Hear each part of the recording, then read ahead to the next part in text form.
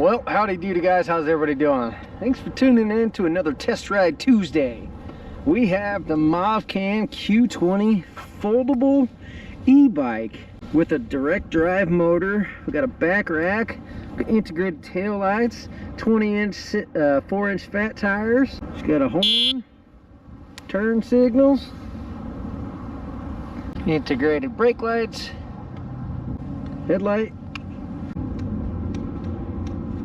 Nice little flipping seat here that has a little latch on it for some reason. I think that's just for storage and folding up.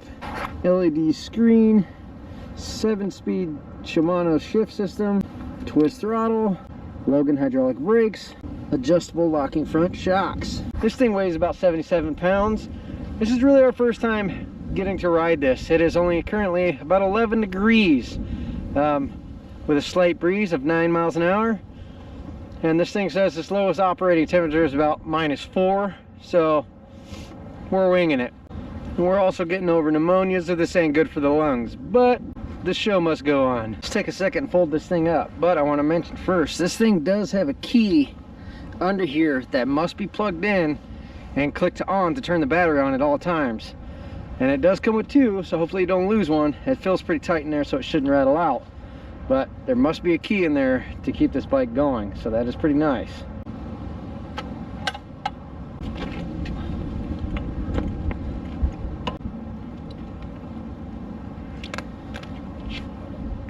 Not too shabby, kind of a little easy peasy. Doesn't seem like it sits very well. Flat, kind of a bit of a mess, but there's that. Easy storeway, I guess. Short and sweet. Anyway, back together. Ta-da! It also does have a spring-loaded little seat here. One of my only concerns is down here, this wire going into the shaft here. With your feet slipping off the pedals and stuff, it's like if it's wet or raining or anything. I know you're not supposed to ride these in them situations, but it happens. And with that wire being protruding out, I feel like it could be easily kicked and smashed and disrupted. That's just something to keep in mind, but maybe you're a lot more careful than I am. Anyway, this thing also has a 1500 watt direct drive motor, so there's no gear in there. And these are supposed to be some of the better motors. These direct drive ones. This is honestly one of the first direct drives that we've ever got to tinker with. So, with that being said, let's jump on this thing, get to know it a little bit, see what it likes, see what favorite color it is, and fart around and see what happens. With electric only on this bike, they claim 40 miles, and that is on its lowest setting. And with pedal assist, it claims 80 miles on its lowest setting. I don't know what we're going to be able to get out of it. We're going to fart around. It is cold, and these things do not like these temperatures, even though it says a operating temperature of -4. But the battery still is not going to like that. Will it be? We do not know. Let's jump on this bike and get go!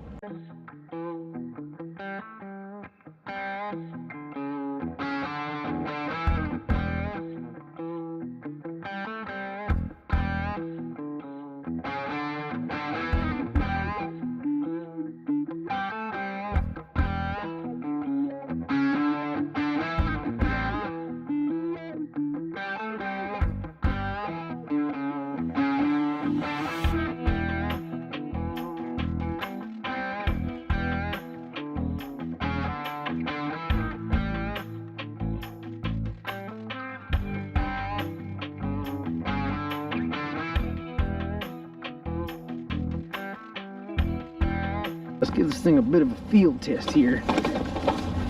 Bit clankety dankety. This thing does have automatic cruise control. As you can see, there are ruts in the ground, there's bumps and all that stuff. It's handling them pretty easy. Not saying it's the most comfortable thing. Kind of getting blasted over here.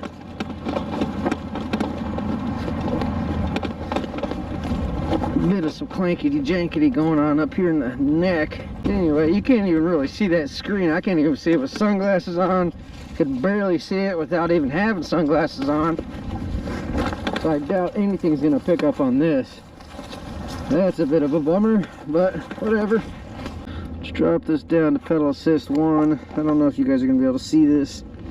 Looks like it kind of only goes 6 miles an hour. Pedal assist 1. Even if I go in smaller gear. Well, I guess it's as far as you want to push it. But you don't get much in pedal assist 1. Pedal assist 2.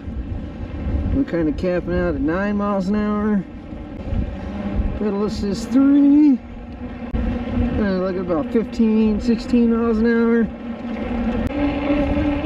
Pedal assist 4. We're ghost pedaling now. We're going too fast for the bike to keep up. Sitting at about 22 miles an hour. Pedal assist 5. This thing's supposed to do 30, I think. I am capped out. I can't go any faster on the pedals.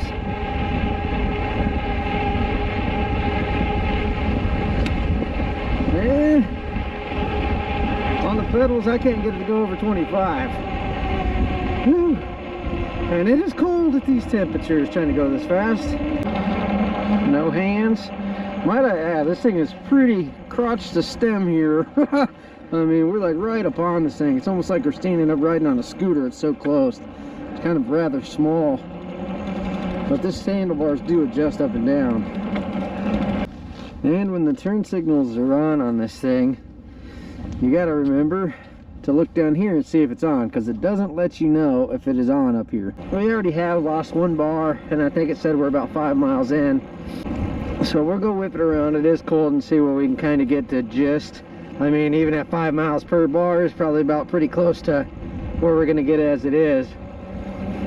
I will say this motor is pretty silent, and the only thing you're really hearing is just the hum of the 4-inch tires. Kind of a rolling start here. Let's see how this throttle goes. 1, 2, 3. Instant. How about a brake test? 15 miles an hour. Yeah. Well, let's go down here and see if we could get a good old sand test.